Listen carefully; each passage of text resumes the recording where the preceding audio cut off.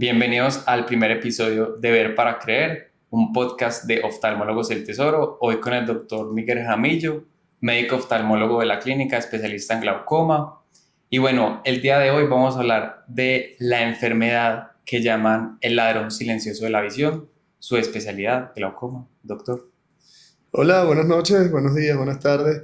Qué bueno este espacio que se está generando a partir de Oftalmólogos del Tesoro como una iniciativa para estar en contacto con todos nuestros pacientes. Y qué bueno que empecemos aprovechando que se va a celebrar la Semana Mundial de Glaucoma con respecto a la prevención de esta enfermedad y que tengamos esta conversación entre Martín y yo y que nos pueda servir a todos para tratar de responderle preguntas y para tratar de que todos nuestros pacientes conozcan acerca de las diferentes enfermedades que vamos a empezar a conversar a partir de este momento. Excelente, doctor. Sí, ahorita hablaba yo de que esta enfermedad se le conoce como el ladrón silencioso de la visión. ¿Qué es el glaucoma y por qué le dieron ese título?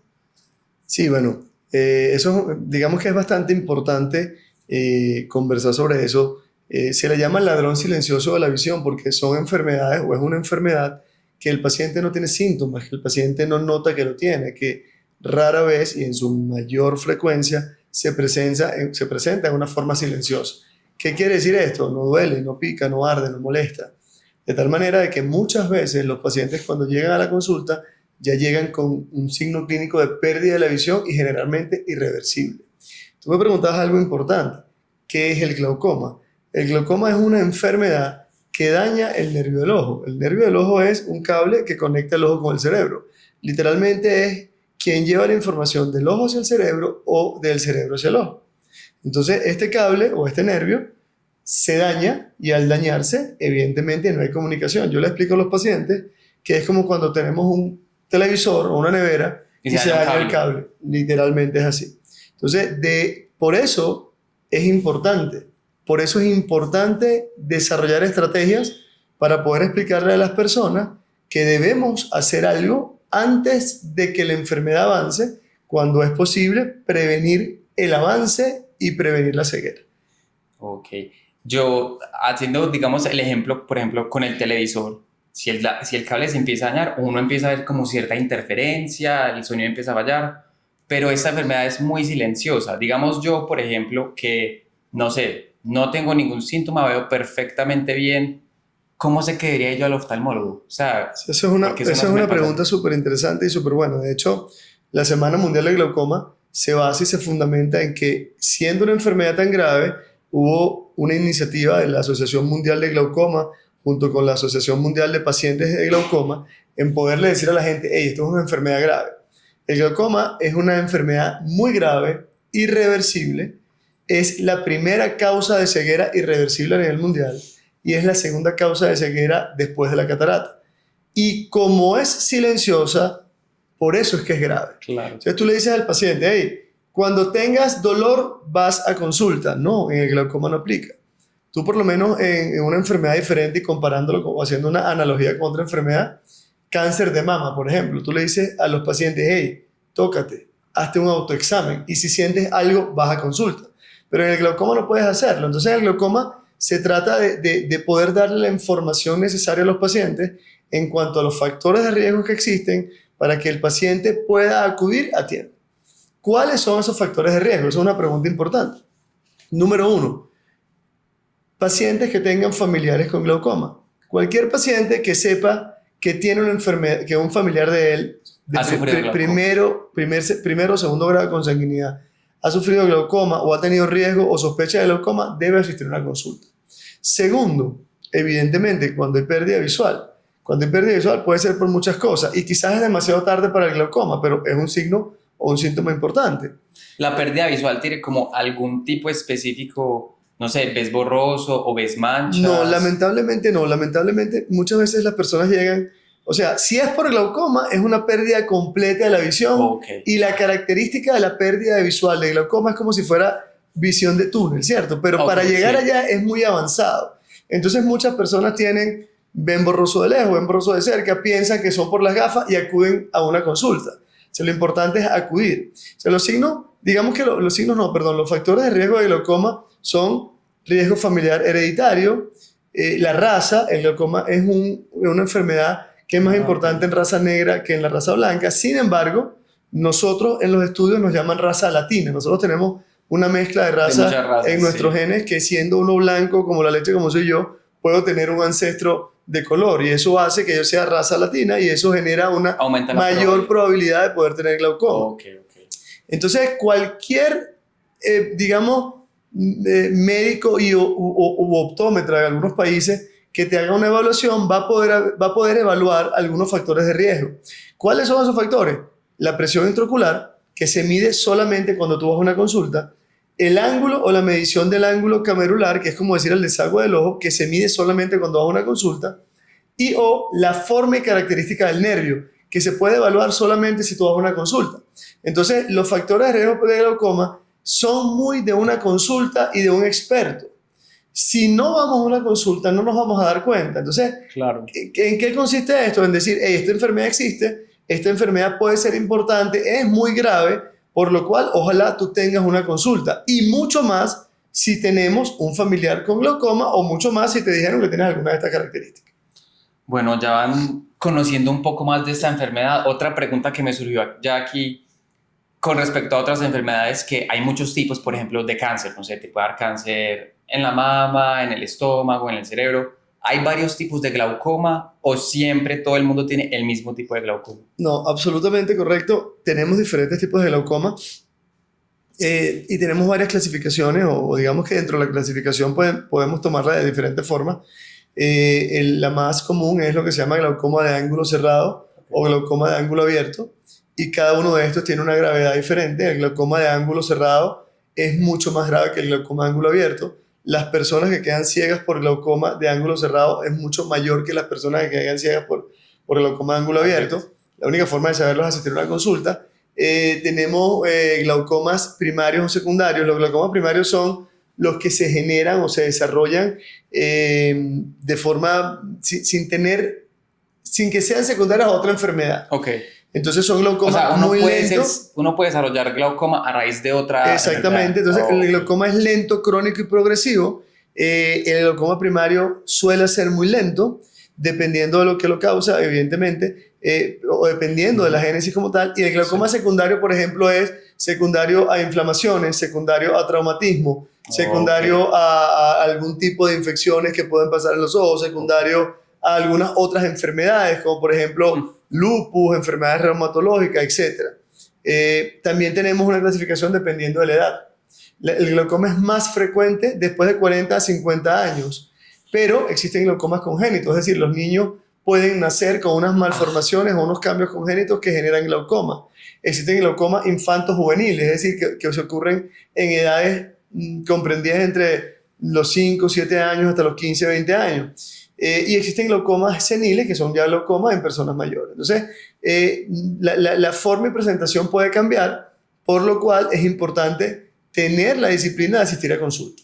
Ahí, cuando tú me hablabas un poquito de los síntomas, bueno, los síntomas cambian en función si el glaucoma es crónico o agudo.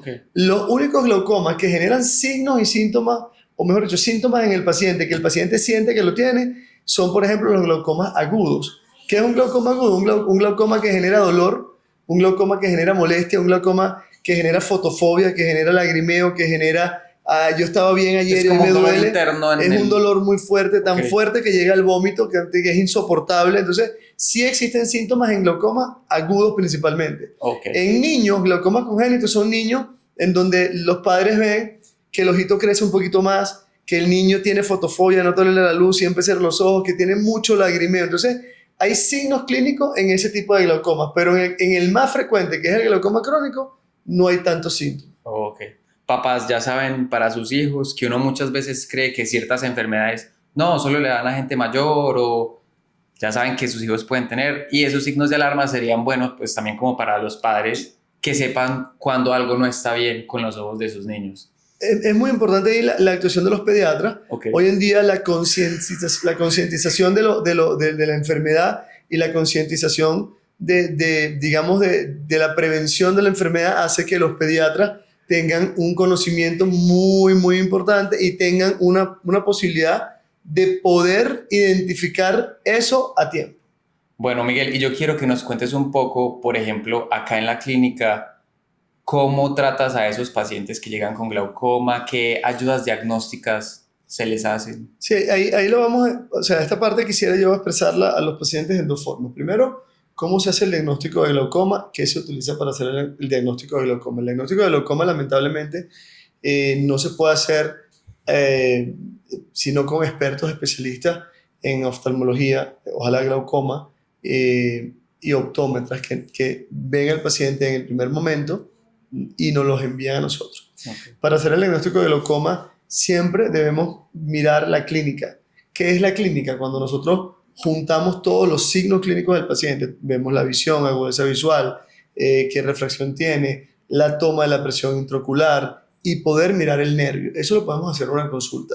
Usualmente el diagnóstico de glaucoma es 90% clínico. Sin embargo, tenemos una serie de ayudas diagnósticas que es una tecnología muy avanzada que nos permite poder saber si el paciente tiene glaucoma o no y también poder decidir qué paciente puede tener un riesgo avanzado o moderado o leve de glaucoma y poder seguirlo en el tiempo. No. Aquí en la clínica tenemos la mejor tecnología para poderlo hacer. Tenemos equipos de campos visuales, tomógrafo, paquímetro, que miden el grosor corneal. Tenemos equipos que nos pueden dar tamaños y mediciones del nervio, que lo comparan con base de datos de pacientes normales y que nos dan una cantidad de herramientas para poder diagnosticarlo a tiempo y para poder garantizar el seguimiento del paciente. A veces el diagnóstico de glaucoma es muy sencillo. Cuando el paciente está perfectamente sano, es relativamente sencillo. Cuando el paciente está muy enfermo, es relativamente sencillo. Pero Okay. La mejor ayuda para esto no es en esos pacientes, es evitar que lleguemos al daño. ¿Y cómo lo hacemos? En lo que llamamos los pacientes sospechosos o con riesgo de glaucoma. Después de hacer el diagnóstico y después de aplicar toda esta experiencia que tenemos y adicionalmente la tecnología que tenemos para esto, poder clasificar y poder desarrollar un patrón o un protocolo de seguimiento. Y adicionalmente, mirar si hay que hacer algún tipo de tratamiento preventivo para evitar llegar a la ceguera. Luego la segunda parte entonces es el tratamiento. Después de que hacemos el seguimiento, que establecemos un protocolo de seguimiento, tenemos muchas herramientas tecnológicas actuales para poder intervenir antes de que se genere un daño. Okay. Ya hoy en día no podemos esperar que el paciente tenga un daño. Ya tenemos, número uno, un sistema de láser muy eficiente y muy eficaz, rápidos, seguros, certeros, que nos permiten poder prever, nos permiten poder poner a funcionar las células de una mejor manera y tratar en la medida de lo posible de que el factor de riesgo más importante, que es el aumento de presión intraocular, podamos controlarla y evitar la progresión de la enfermedad. Contamos con una cantidad de gotas de tratamiento médico que se complementan con el láser o se complementan entre ellas mismas, que son muy eficientes también. Y tenemos cirugías muy tempranas para tratar de evitar que el paciente tenga la enfermedad. Ya hoy no podemos esperar que el paciente esté ciego para hacer algo. Claro. Esa tecnología y esa experiencia la hemos venido desarrollando en los últimos 15, 20 años que tenemos en la práctica y estamos en la plena capacidad de poder ayudar a cada paciente de forma individualizada. Yo le digo a mis pacientes, no es lo que yo quiero hacer, no es lo que le hicieron al vecino, es lo que cada persona necesita en función de la experiencia que tenemos, fundamentado en los estudios que nos dicen qué debemos hacer.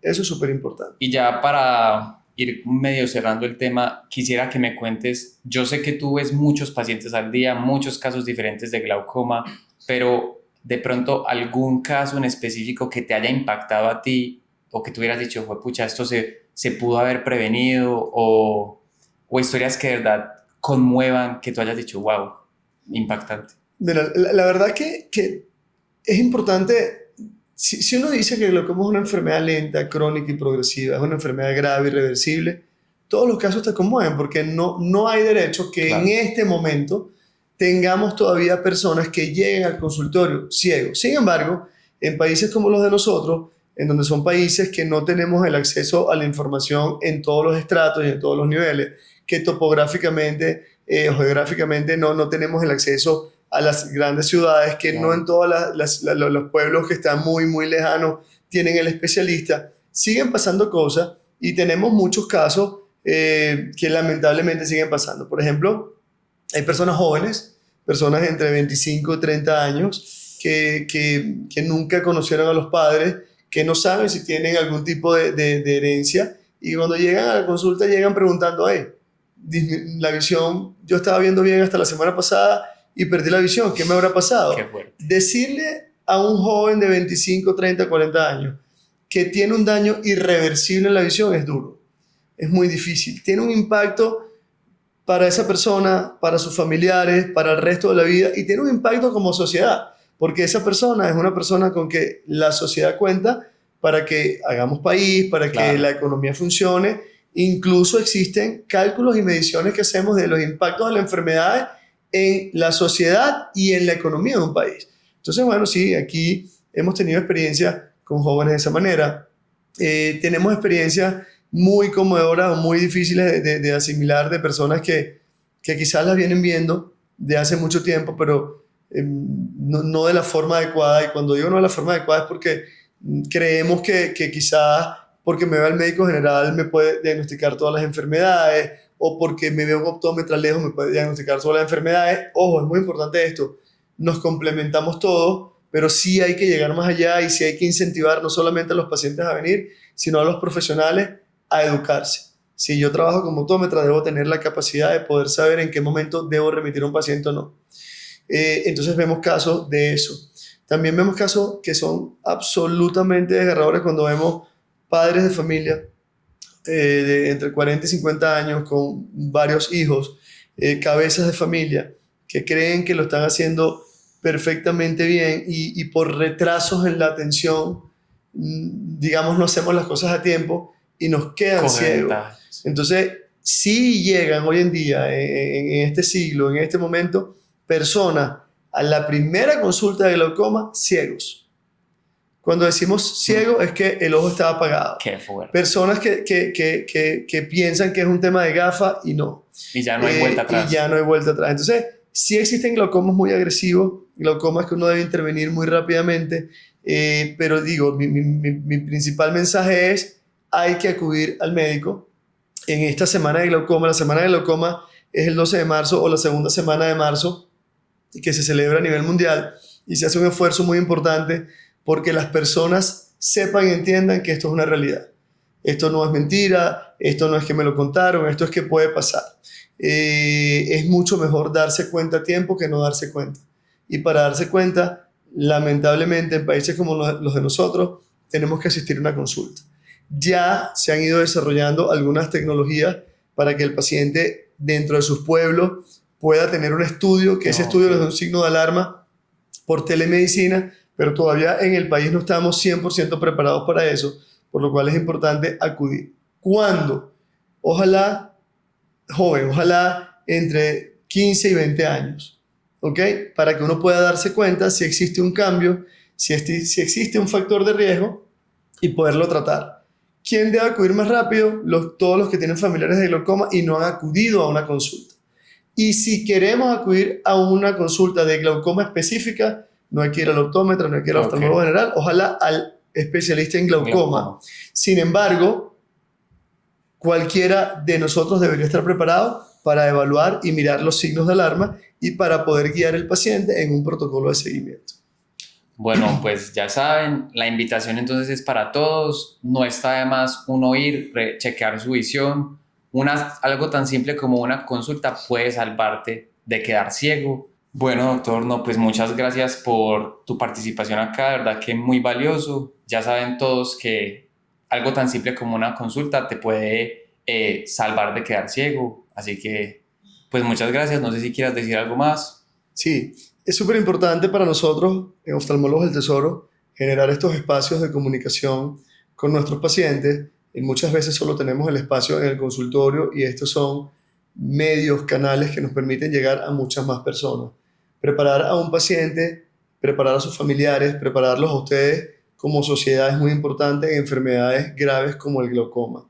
La invitación de nosotros es a que sean ustedes quienes repliquen esta información, que vengan y acudan a nuestras instalaciones o a las instalaciones que ustedes tengan disponibles, ojalá con expertos y ojalá con la tecnología necesaria para poderlos ayudar.